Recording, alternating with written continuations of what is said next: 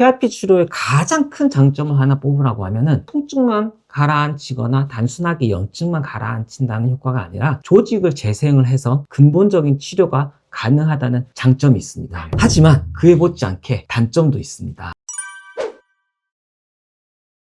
안녕하세요. 이재영. 배원영입니다. 혹시 좋아하시는 운동 있으세요? 네, 저는 야구하고 골프를 좋아합니다. 그럼 혹시 팔꿈치 괜찮으신가요? 운동을 잘 하지는 못하는데 못해서 그런지 운동을 하다 보면 팔꿈치가 좀 아픈 경우가 종종 있습니다. 유명한 선수들, 오타니 같은 선수나 타이거 우즈 이런 선수들도 운동을 하시면서 여러 군데 팔꿈치나 이런 데가 아파서 치료를 좀 했다고 들었습니다. 치료들 중에 자가열 치료, PRP 이런 치료들을 이제 선수들이 받았다고 전해드렸었는데 여러분들께 자가열 치료, PRP 치료가 어떤 건지 별명이 황금주사 이런 별명도 있던데 왜 황금주사인지 거기에 대해서 한번 알아보도록 하겠습니다. 치료에 대해서 한번 알아보는 시간을 가질 건데요. PRP는 우리 플레이틀렛 리치 플라즈마의 약자로서 우리말로 하면은 혈소판 풍부 혈장이라고 합니다. 혈소판은 무슨 역할을 한다고 배우셨어요? 혈소판은 피가 날 때 피를 빨리 먹게 해주는 그런 역할을 한다고 알고 있는데 맞습니다. 정확하죠. 혈소판에는 피를 먹게 하는 성질 말고도 아주 놀라운 능력을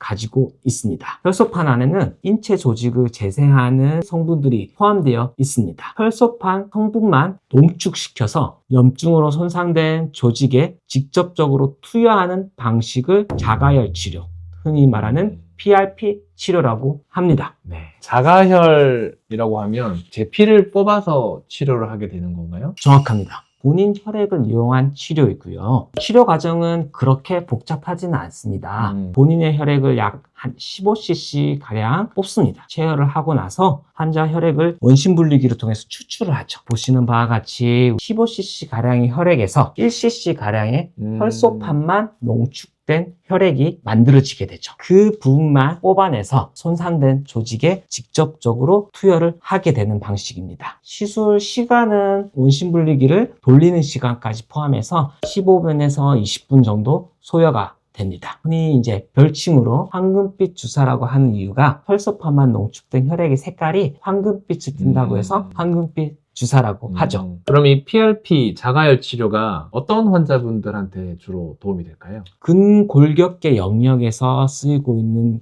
가장 흔한 경우는 팔꿈치 질환, 흔히 얘기하는 테니스 엘보, 골프 엘보 질환에서 많이 쓰이고 있는데요. 테니스 엘보나 골프 엘보는 전완근 근육의 힘줄이 찢어지거나 염증이 있는 거를 테니스 엘보, 안쪽이 아픈 거를 골프 엘보라고 합니다. 레저 활동과는 또 무관하게 우리가 무거운 물건을 많이 든다든지 악력을 세게 지는 행동을 반복적으로 하시는 분들에게 있어서 그 힘줄 손상이 자주 오고 오히려 그런 직업적인 요인들 때문에 테니스 엘보나 골프 엘보를 가지고 오시는 분들이 꽤 많이 있습니다. 특히나 이 설거지를 많이 하시는 분들이 손끝에 힘을 좀 세게 줘서 그런지 그런 분들도 이상하게 테니스 엘보가 좀 많이 오는 것 같아요. 또한 최근에는 골프 엘보나 테니스 엘보 말고도 만성적인 무릎, 퇴행성 관절염 질환 치료법에 있어서도 신의료기술로 채택됨으로써 요즘 많이 각광받고 있는 치료로 활용되기도 합니다. 관절염이라면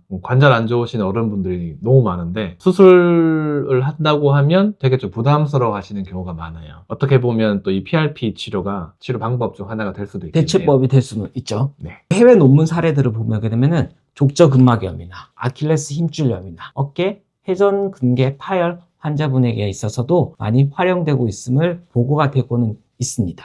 운동선수들은 또 이 스테로이드를 쓰는 걸 꺼려 하시고 도핑 때문에. 네. 스테로이드를 좀 너무 많이 쓰면 인대가 이제 오히려 더 약해지는 그런 효과가 있기 때문에 운동선수들한테도 이 자가열 치료, PRP 치료가 좀 많이 시행되고 있는 것 같습니다. 실제로 논문을 보게 되면은 스테로이드 치료는 3개월을 기점으로 해서 점점 떨어지는 반면 자가열 치료를 받으신 환자분들은 3개월 이후에도 통증의 호전 효과가 지속되는 경향이 있고 그 근거를 해서 신의료기술로 채택이 되게 된 거죠. 원장님께서도 환자분들을 치료하다 보면 겪었던 것 중에 좀 특이한 케이스 이런 것들이 하나 있을까요? 굉장히 기억이 남는 한 분이 계신데 이분은 운동 때문에 다친 건 아니고 직업적인 요인 때문에 40대 남자 환자분이셨는데 타일을 까는 일을 하셨어요. 계속 반복적으로 주먹을 쥐고 망치질을 하면서 팔꿈치 힘줄이 손상되고 오신 네. 분이고, 처음에는 수술적인 치료를 먼저 권유를 했습니다, 사실. 환자분이 이제 개인적인 사정상 수술적인 치료를 하게 되면 아무래도 시간적인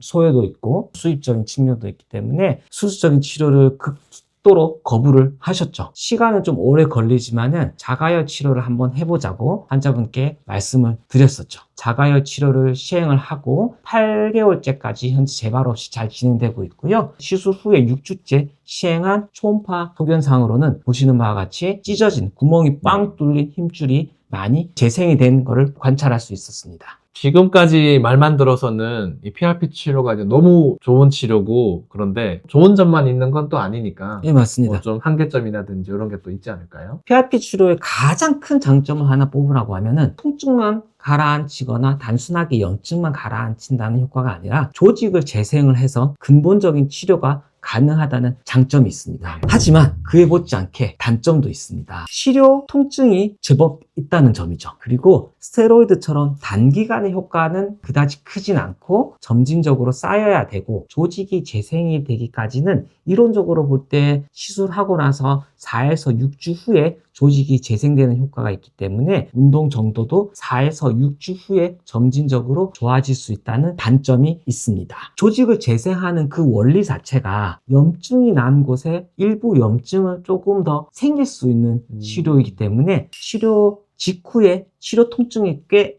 있고, 그 치료 통증 때문에 치료를 지속하기를 꺼려 하시는 분들도 있습니다. 의사나 또는 환자가 인내를 가지고 있다면 4에서 6주 후에는 충분히 좋아질 수 있다는 점을 강조드리고 싶습니다. 저도 실제로 이제 PRP 치료를 받아봤었는데 한 하루나 이틀 정도 통증이 좀 있긴 했지만 참을 만한 정도여가지고, 주말을 또 끼워서 하면 주말에 좀 쉬면서 통증을 좀 줄일 수 있기 때문에 아주 그렇게 힘들거나 하진 않았던 것 같습니다. 치료를 받아보니까 이전보다 이제 확실히 좋아지긴 하는데, 한 번으로는 모든 치료가 끝나진 않는 것 같아요.